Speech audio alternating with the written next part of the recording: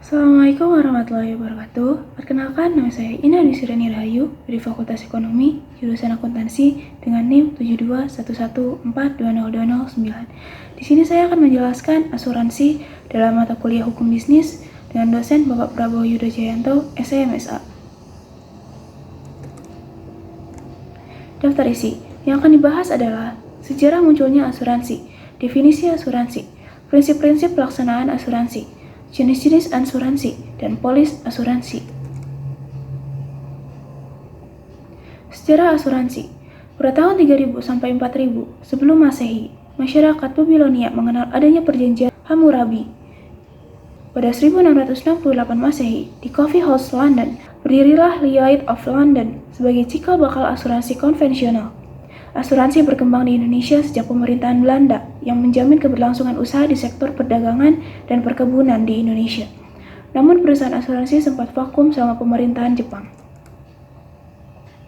Definisi asuransi. Menurut pasal 26 KUHD, asuransi adalah suatu perjanjian dengan nama seseorang penanggung jawab, mengingatkan kepada seseorang tertanggung.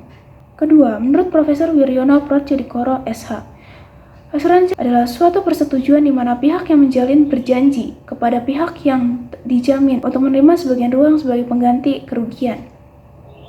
Ketiga, menurut Robert Immer dan Emerson Kamak, asuransi adalah suatu alat untuk mengurangi risiko keuangan dengan cara pengumpulan unit-unit eksposur dalam jumlah yang memadai. Terakhir, menurut UU Perasuransian dan KUHD, pertama, pihak tertanggung, insured. Kedua, pihak penanggung, insured atau unsuradur.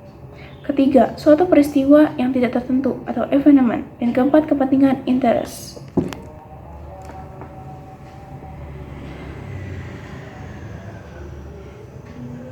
Prinsip pelaksanaan asuransi. Pertama, insurable interest. Maksud prinsip ini adalah bahwa hak yang mengasuransikan akan timbul apabila suatu hubungan keuangan yang tertanggung dengan yang diasuransikan dan diakui secara hukum. Kedua, itikat baik. Itikat baik adalah tindakan untuk mengungkapkan secara akurat dan lengkap terhadap semua fakta material mengenai sesuatu yang akan diasuransikan, baik diminta maupun tidak. Ketiga, sebab akibat. Apabila kepentingan yang diasuransikan mengalami musibah atau kecelakaan yang pertama, yang dicari sebab akibat yang efektif dan efisien yang menggerakkan suatu rangkaian peristiwa tanpa terputus, sehingga akhirnya terjadilah musibah atau kecelakaan tersebut.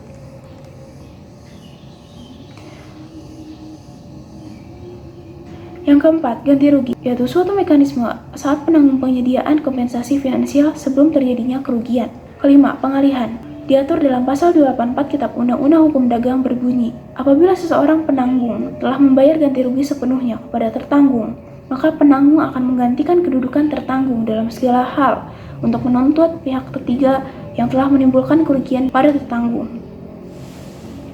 Keenam, kontribusi.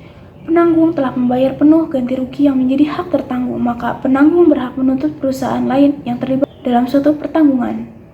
Jenis-jenis asuransi dibagi menjadi dua, yaitu berdasarkan Undang-Undang Perasuransian dan berdasarkan ilmu pengetahuan. Berdasarkan Undang-Undang Perasuransian dibagi menjadi dua, yaitu usaha asuransi, meliputi usaha asuransi kerugian, usaha asuransi jiwa, dan usaha reasuransi. Kemudian, usaha penunjang asuransi terdiri dari usaha pialang asuransi, usaha pialang reasuransi, usaha agen asuransi, usaha penilai kerugian asuransi, dan usaha konsultan aktuari. Berdasarkan ilmu pengetahuan dibagi menjadi dua, yaitu asuransi kerugian. Berdasarkan ilmu pengetahuan, pertama, asuransi kerugian adalah asuransi yang bertujuan untuk mendapatkan suatu penggantian kerugian yang mungkin ditimbulkan oleh suatu kejadian. Karakteristik kerugian yang dapat diasuransikan, yang pertama, mengandung ketidakpastian. Kedua, kerugian dibatasi. Ketiga, signifikan. Keempat, rasio kerugian dapat diprediksi. Dan kelima, bersifat katastrofis bagi penanggung. Asuransi sejumlah uang atau sum insurance.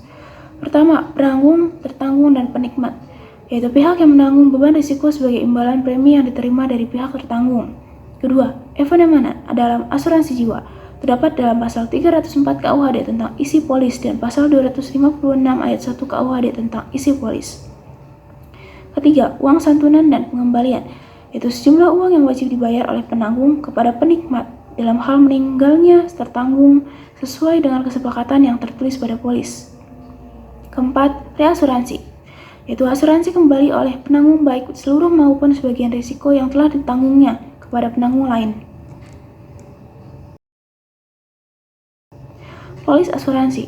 Polis adalah bukti tertulis atau surat perjanjian antara pihak yang mengadakan perjanjian, yakni tertanggung dan penanggung. Syarat-syarat polis. Yang pertama, hari dan tanggal pembuatan. Kedua, nama penanggung. Ketiga, uraian tentang benda yang diasuransikan. Keempat, jumlah yang diasuransikan. Kelima, bahaya-bahaya yang ditanggung oleh penanggung. Keenam, premi asuransi. Dan yang ketujuh, umumnya semua keadaan yang perlu diketahui oleh penanggung dan segala janji-janji khusus yang diadakan antara para pihak. Fungsi polis bagi tertanggung. Pertama, bukti tertulis atas jaminan penanggungan untuk menggantikan kerugian. Kedua, bukti pembayaran premi kepada tertanggung. Ketiga, bukti autentik untuk menuntut penanggungan apabila lalai. Fungsi polis bagi penanggung. Pertama, bukti tanda terima premi. Kedua, bukti tertulis atas jaminan yang diberikan kepada tertanggung. Dan yang ketiga, bukti autentik untuk menolak tuntutan ganti rugi. Sekian presentasi dari saya, mohon maaf apabila ada kesalahan. Terima kasih. Wassalamualaikum warahmatullahi wabarakatuh.